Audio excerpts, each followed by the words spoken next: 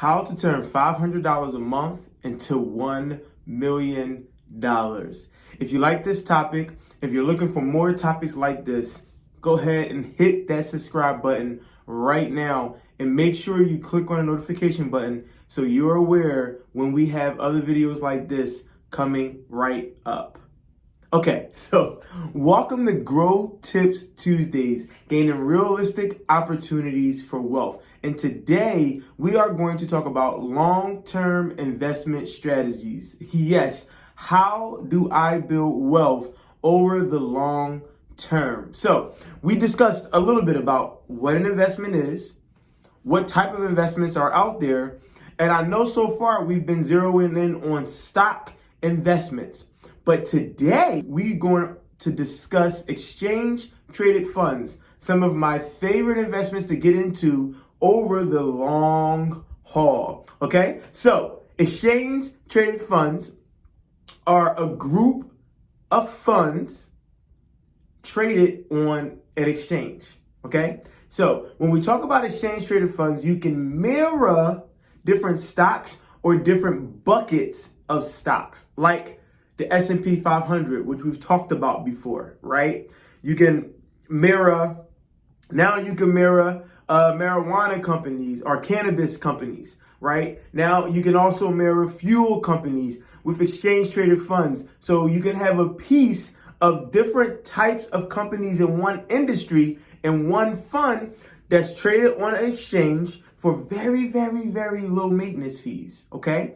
So today we're going to talk about trading and investing in exchange traded funds over a long period of time using something called dollar cost averaging.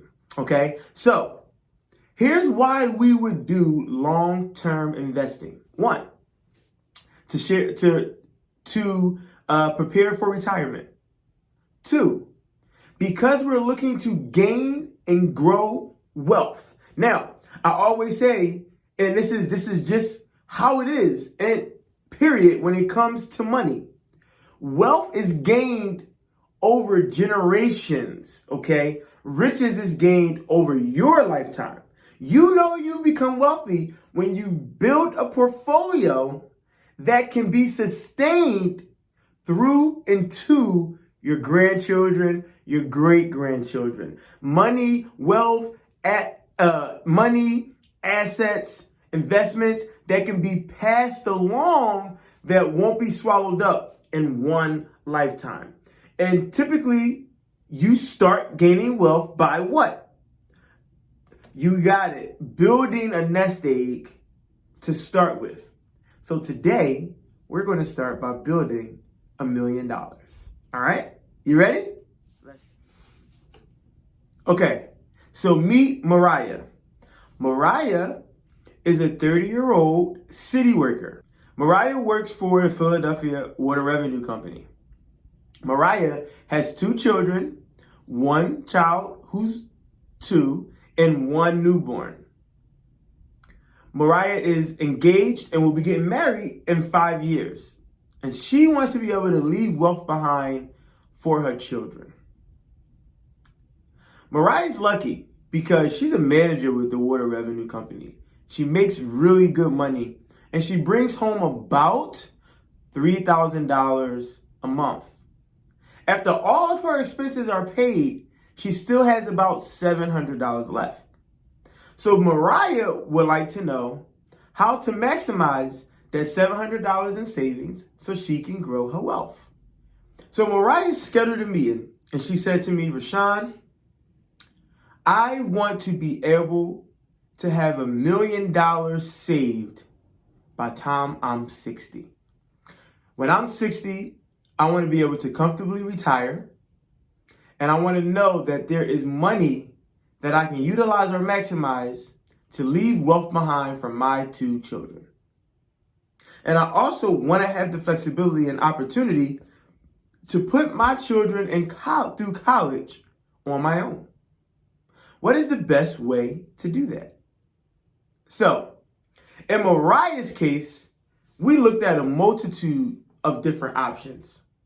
But for today's video, we'll talk about one option that Mariah absolutely loved.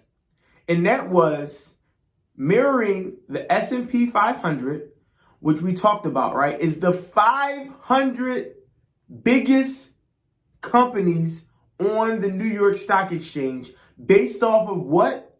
Their market capitalization, right? So we're talking about companies like McDonald's and Apple and Amazon. All of these companies are in the S&P 500, okay?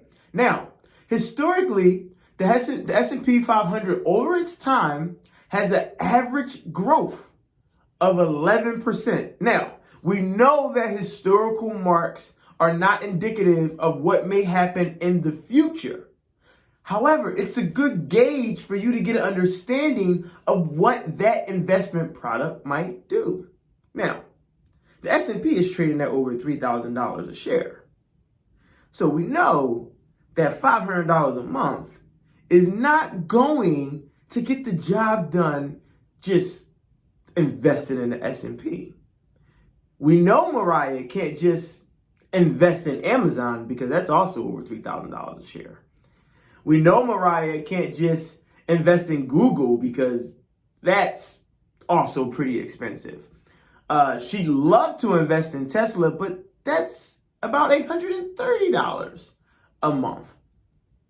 So what is she going to invest in? She's going to invest in an exchange-traded fund that mirrors the S&P 500, like an iShare Core Fund, a Vanguard S&P 500 fund, a Fidelity S&P 500 fund. And there's a couple more, but these are some of the top ETFs that we can invest in. What Mariah is also going to do, because she gets paid every 2 weeks, is she's going to take $250 a week. She's going to pay herself first. And she's going to automatically have that withdrawn and deposited into the exchange traded fund investment using platforms like Robinhood or Vanguard or Fidelity or Betterment. And so it's automatic. When she gets paid, her investment gets paid, she's not thinking about it, and she's moving on. So how did she get to $1 million?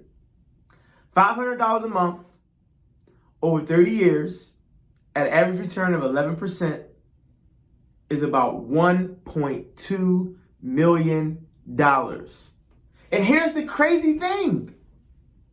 Over that time period, she will have capital gains of over $1 million. Because physically out of her own pocket, Mariah would have actually only put up about $200,000 over 30 years. Imagine with $250 every 2 weeks, $500 a month. And just before you retire, you're sitting on $1 million. Cool, easy. 1.2 like it's nothing. How would that change your world? Hey, listen, guys, this was fun. Make sure you subscribe to my channel for more videos like this. Hit that notification button so that way you know when the videos are coming and when they're ready to go. Okay? So I'm going to do a quick recap for you and what you should do today to prepare to earn your $1 million in your lifetime, just like Mariah did in our video today. One, understand what your long-term investing objective is. 2, put a budget together. How much money do you have left over after all of your necessities are paid for? Because remember, we should be saving 20% of our take-home pay anyway. In Mariah's case, that's $600. We only used $500 and we still got her to the goal. Okay? Thirdly, once you've identified what you're going to save, figure out where you are going to invest it. Mariah used exchange traded funds connected to the S&P 500 because she felt That gave her the best opportunity at a stronger return to get to her million. All right? And the fourth thing, do something that will help you be consistent and stay consistent with saving that money. Have it come out of your bank account directly. Have it come out of your check directly, right? So that way you're not even thinking about it. It's not there anymore, but it is there in the back burner, working and earning for you. Some of the terms we talked about: exchange traded funds. It's a group of funds that's traded on an exchange. All right. Another term we talked about: dollar cost averaging.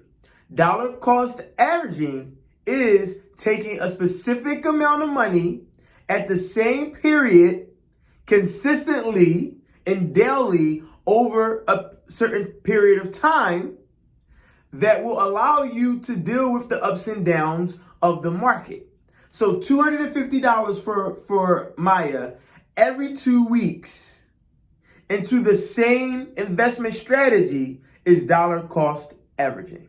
All right. I hope this was helpful. I want you guys to grow realistic opportunities for wealth. But in the meantime, keep your head up, believe in yourself, and remember, you, yes, you, are only one opportunity away from achieving your wildest dreams. We'll see you on the other side. Subscribe, hit the notification button, and share. Talk to you soon.